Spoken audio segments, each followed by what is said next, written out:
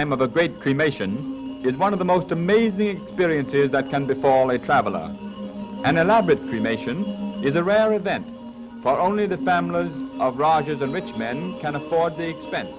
And as the number of Rajas and rich men is limited, years often pass between important cremations. Lesser people who die in the intervals and desire cremation during a large ceremony are temporarily buried, and often many bodies accumulate in the temple grounds before such an event takes place. The Balinese, whose religion is founded on the Hindu faith, believe the souls of the dead cannot escape until all that is mortal is consumed by fire. Thus there is much rejoicing when a great man dies, for the bones of the others can then be disinterred and cremated with proper ceremony, and the souls, which are somewhere in the neighborhood, released.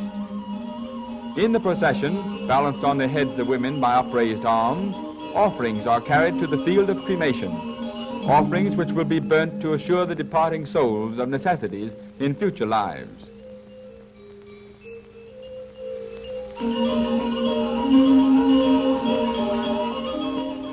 Coffins used in cremation are built to resemble beasts, symbolic of sacred cattle, the large one for the corpse, the small one for the bones of the disinterred. In the upstretched hands of 100 men, the winding sheet is carried through the gateway of the temple of the dead. The end of the sheet is attached to the reed-encased body. The body, spiced and anointed with sweet oil, for 2 months has lain in state. Now it is carried by a crowd of half-naked men and placed within the catafalque. Custom decrees there must be a mythical battle between the body and the soul, so friends of the deceased stage the sham fight. Hundreds call out to burn the body and free the soul. Others cry not to burn him, for he is their friend and must not be carried away. The fight takes on an appearance of earnestness as they climb on the shoulders of the bearers and tussle with the corpse, until, as custom dictates, the soul triumphs and the body is won for the flame.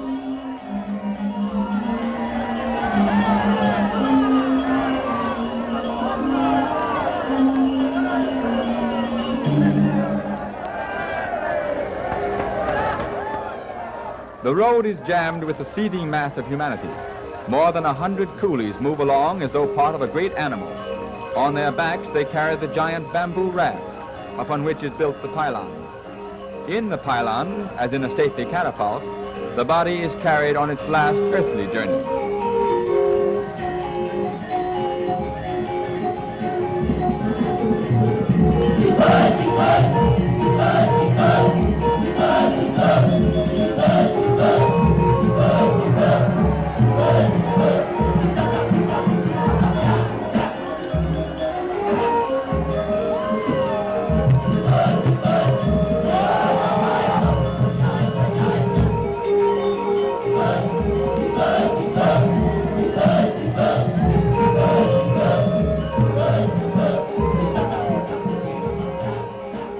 There is a river to cross, and again we see the coffin.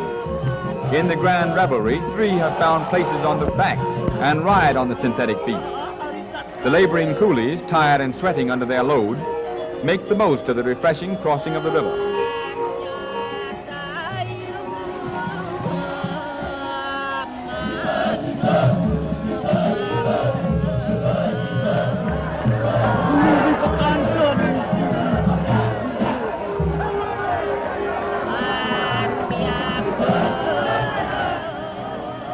Next comes the great pylon with its burden to be edged slowly down the steep slope and navigated across the river.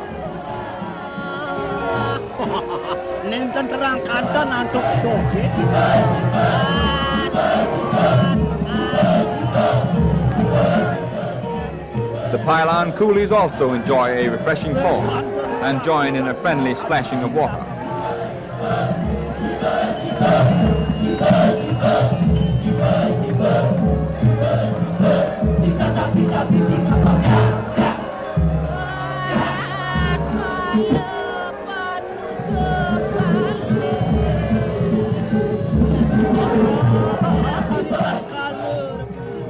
When the river has finally been crossed, the procession plunges once more into the dust and heat to travel another 1,000 yards and enter upon the field of cremation. The beasts are whirled in circles round and round the field, for the evil spirits must be confused and driven from the site. The corpse also goes through the same ritual of confusion.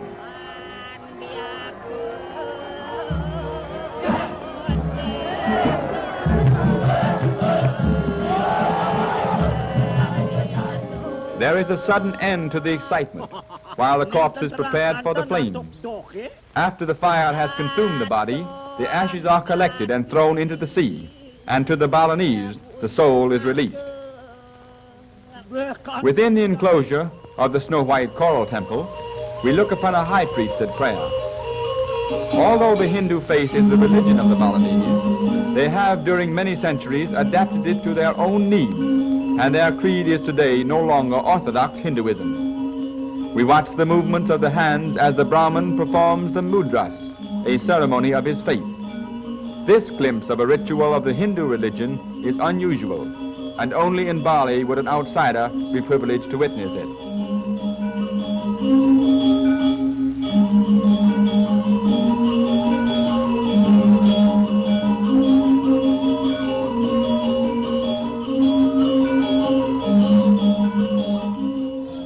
Beneath the village banyan tree, the gamelan is playing, music with a softness and mellowness that even a Western ear finds pleasing. There are no written notes. Each orchestra or gamelan, consisting of boys and men, rehearse or rearrange melodies that have been handed down by ear from generation to generation. The instruments are all made by hand. Sometimes years are required to assemble a gamelan. The gongs and bronzes are also cast by hand, and with great care tuned to the exact tone.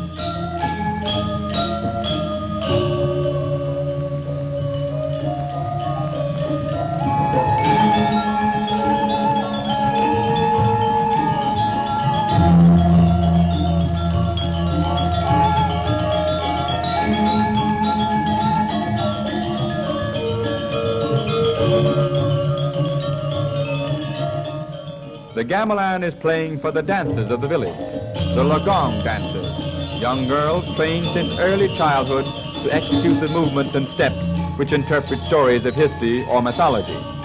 They are dressed in costumes of gold and painted silk, and to a stranger seem more like characters from a storybook.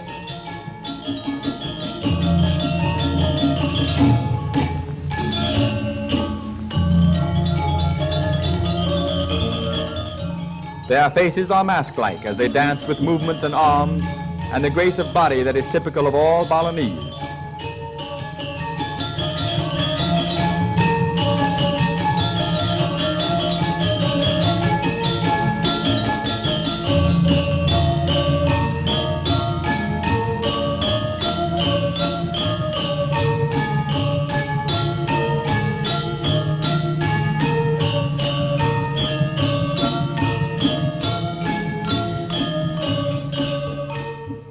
Modern dances are interpreted by slightly older girls and young men also.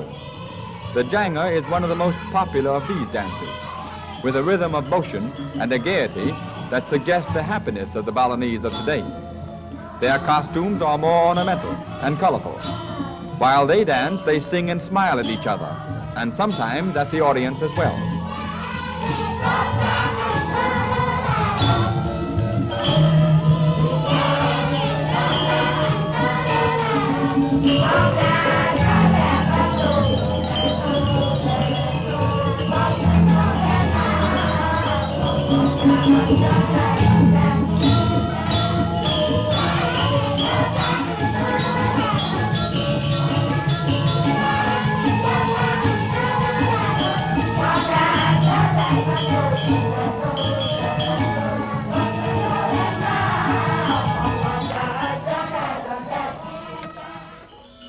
This dance may be the prelude to a changing land, but today the Balinese remain the most contented of people who live and are supremely happy in this last paradise.